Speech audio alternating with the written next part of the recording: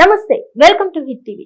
ఈ రోజు మనతో పాటు ప్రముఖ ఆధ్యాత్మికవేత్త అలాగే ఆస్ట్రాలజర్ శ్యామ్ ప్రసాద్ గురువు గారు ఉన్నారు. వారితో మాట్లాడి మరిన్ని విషయాలు తెలుసుకునే ప్రయత్నం చేద్దాం. నమస్తే గురుగారు. నమస్తే అమ్మా, శ్రీమాత్రే నమః. గురుగారు, కొంతమంది వాస్తులు పాటిస్తూ ఉంటారు కదా, అసలు ఈ వాస్తు ప్రభావం అనేది మానవ జీవితం మీద ఎలా ఉంటుందంటారు? శ్రీమాత్రే నమః. వాస్తు అంటేనే నివసించు అని అర్థం వస్తుందన్నమాట. ఓకే. అంటే మానవుడు తన జీవితాన్ని అనుకూలంగా జీవించడానికి, సదుపాయంగా ఉండడానికి వాస్తు అన్నది ఏర్పాటు చేయడం జరిగింది. ఓకే. ఈ వాస్తు అన్నది అష్ట దిక్కులు బట్టి ఆధారపడి ఉంటుంది. ప్రధాన ఓకే. దిక్కులు 4, విదిక్కులు 4 ఆధారపడి ఉంటుంది. మ్మ్. దీనికి అనుకూలంగా ఒక్కొక్క దిక్కులో ఒక్కొక్క శక్తిని ఇమర్చడం జరుగుతూ ఉంటుంది. ఓకే. ఆ ఇంట్లో నివసించే వారి మీద మ్మ్. ఆ అష్ట దిక్పాలకుల యొక్క ప్రభావం కూడా మ్మ్.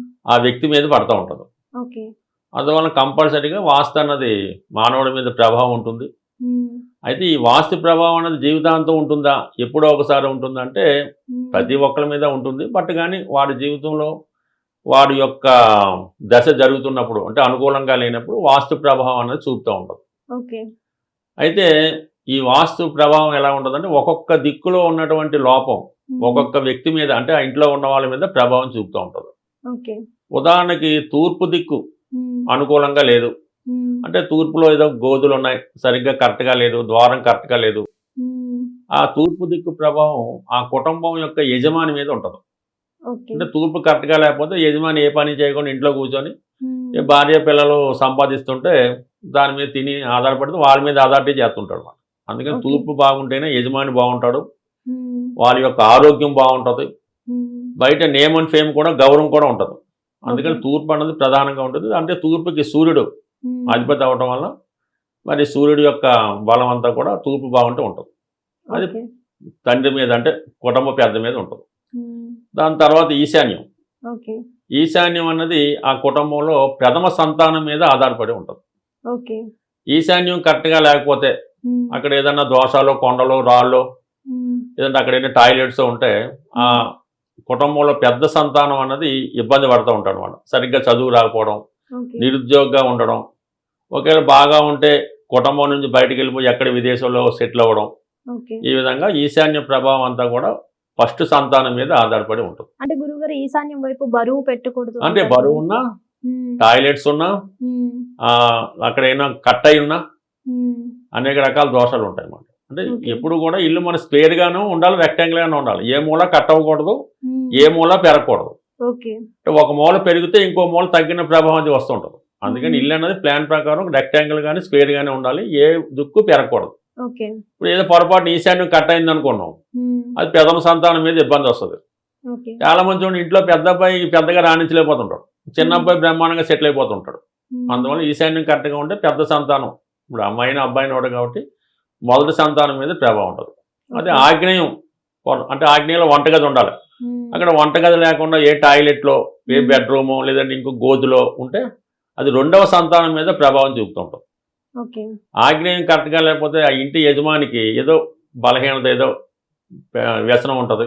మ్మ్. ఆ ఇంట్లో స్త్రీలకి మ్మ్. గైనిక్ ప్రాబ్లమ్స్ వస్తూ ఉంటాయి, కాపురం కరెక్ట్గా సాగదు.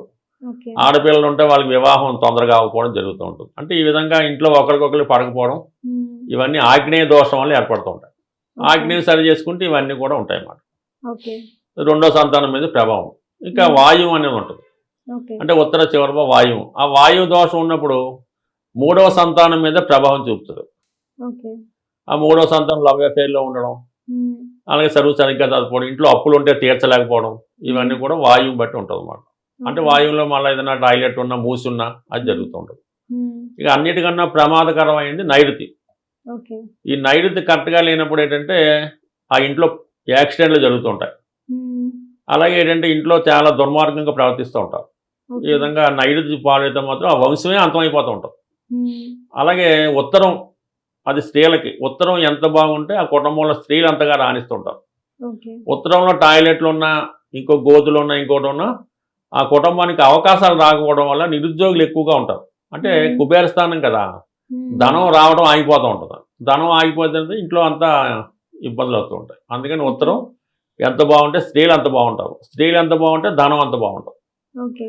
ఇక పడమర అన్నది లైఫ్లో స్టెబిలిటీ ఇస్తూ ఉంటుంది. అంటే నిలకడ అంటే ఒక ఉద్యోగం చేస్తుంటాడు ఒకడు 15 రోజులకి మానేస్తుంటాడు, ఇంకో ఉద్యోగం అంటే నిలకడ ఉండదు.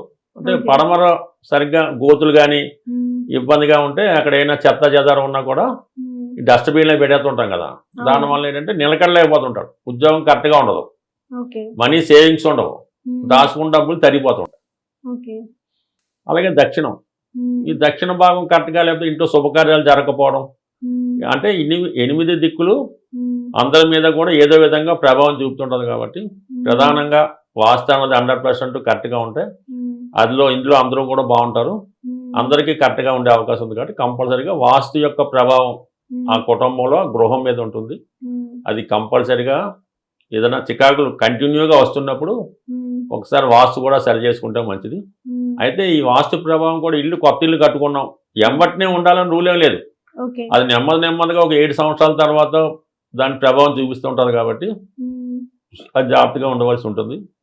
అందువల్ల నమ్మినా నమ్మకపోయినా వాస్తు అన్నది కరెక్ట్గా మానవ జీవితం మీద ప్రభావం ఉంటుంది. అది ఆ దిక్కులను బట్టి కనబడుతుంటుంది ఆటోమేటిక్గా. అందుకని కంపల్సరీగా వాస్తు బాగుంటే ఆ సంసారం కూడా బాగుంటుంది. సో గురువు గారు, ఈ వాస్తు దోషం కూడా నివారించుకోవచ్చు అంటారు? ఎక్కడ దోషం ఉందో తెలుస్తూ ఉంటుంది. సాధారణంగా ఏదో మనకు వస్తారు, ఈ పెద్ద అబ్బాయికి సరిగ్గా సెటిల్ అవ్వట్లేదు సార్, పెళ్ళి అవ్వట్లేదు, చిన్నోడు బాగానే ఉన్నాడు అంటే వాడికి ఉద్యోగం రావట్లేదు అంటే మనకు అర్థమైపోతుంది అన్నమాట.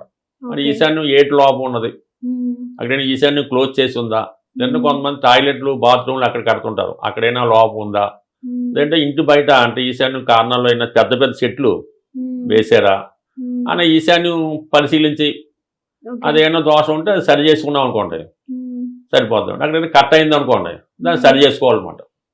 సరి చేసుకుంటే ఆటోమేటిక్గా నెమ్మదిగా, అంటే ఇది ఇమీడియట్గా అయితే ఫలితం అవ్వదు, అది సరి చేసినట్టు 2 నెలలకో 3 నెలలకో నెమ్మదిగా గ్రోత్ వస్తుంది. ఇది ఇమీడియట్ ఫలితం మాత్రమే అవ్వదు, మంచి అయినా చెడైనా లేట్ అవుతూ ఉంటుంది, కానీ సరి చేసుకోవచ్చు. ఎక్కడ ప్రభావం ఎక్కడ ఉందో లోటు దాన్ని సరి చేసుకోవచ్చు. అలాగే ఆగ్నేయం దోషం ఉందనుకోండి కంపల్సరీగా ఇంట్లో లేడీస్కి గైనిక్ ప్రాబ్లం ఉంటుంది, పెళ్ళిళ్ళు అయినా ఇంట్లోనే ఉంటుంటారు, అప్పుడు ఆగ్నేయం సరి చేసుకుంటే సరిపోదు. గురుగారు, ఈ దిక్కుల్లో ఈ వస్తువు పెట్టకూడదు అన్నవి ఏమైనా ఉంటాయా? 100% ఉంటుంది కదా. మరి ఇప్పుడు ఈ పూజ గది ఉంది, అది ఈశాన్యంలో పెట్టుకుంటే బాగుంటుంది, అది వేరే చోట పెడితే ఇబ్బంది ఉంటుంది. ఇప్పుడు పెద్ద బీడో ఒకటి తెచ్చామనుకోండి, అక్కడ ఈశాన్యం ఖాళీ ఉందని అక్కడ బీడో పెట్టేస్తే నెమ్మదిగా ఇంట్లో డబ్బు అంతా నష్టం అయిపోతూ ఉంటుంది, ఆ విధంగా ఉంటుంది. అలాగే ఏదో కొత్తగా పొయ్యి తెచ్చాము, అది ఆగ్నేయంలో స్టవ్ పెట్టుకోవాలి, బరువు అంతా కూడా నైట్లో పెట్టుకోవాలి. ఈ దేవుడికి సంబంధించినవన్నీ కూడా ఈశాన్యంలో పెట్టుకుంటే మంచిది. అలాగే బెడ్రూమ్ ఉంటుంది, నైట్ బెడ్రూమ్ మాస్టర్ బెడ్రూమ్ అంటారు, ఆ పక్కన ఉన్న రూమ్ని చిల్డ్రన్ బెడ్రూమ్ అంటారు. ఏదో నైట్ రూమ్లో ఏదో ఏసీ ఉందని పిల్లలు ఏం చేస్తారంటే అందులో పడుకుంటుంటారు, అప్పుడు ఆటోమేటిక్గా ఇబ్బంది ఉంటుంది. అంటే నైట్ బెడ్రూమ్లో యజమాని మాత్రమే పడుకోవాలి తప్ప ఈ పిల్లలు బయట చుట్టాలు వచ్చారని ఆ రూమ్లో పడుకుంటే ఈ యజమాని బలం తగ్గిపోతూ ఉంటుంది. అందుకని నైట్లో యజమాని పడుకోవాలి, పిల్లలు పడుకుంటే పిల్లలే పడుకోవాలి. ఈ విధంగా పడుకోవడానికి కూడా తేడా ఉంటుంది. ఈ బరువైన వస్తువులు పెద్ద మంచాలని నైట్లో పెడతా ఉండాలి. ఈ విధంగా వస్తువులు కూడా ఎక్కడ పట్టి అక్కడ పెట్టుకోవాలి.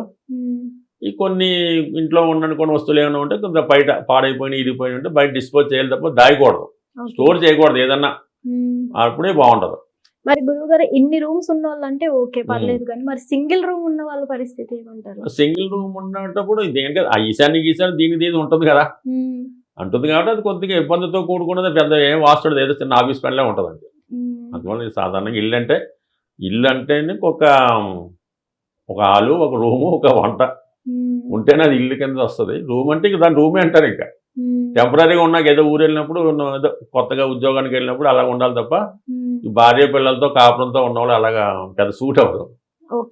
ఈవెన్ ఇందిరాగాంధీ ఇల్లు కూడా డబుల్ బెడ్రూమ్ అంటున్నారు, అంటే అది సెపరేట్గా ఉంటేనే బాగుంటుంది తప్ప ఎందుకు ఇంట్లో అలాగ ఉండకూడదు. అలా ఉన్నా కూడా ఇబ్బంది.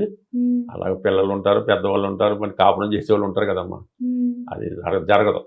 అది దాని కింద అది వేరే రాజ్యం కింద వస్తుంది, అలా ఉండకూడదు. ఏదైనా ఇల్లే తీసుకోవాలి. హిట్ టీవీ యాప్, ఇందులో short news, live news, entertainment shows, movies, digital magazines తో పాటు మీ జిల్లా వార్తలను కూడా ఫ్రీగా చూడొచ్చు.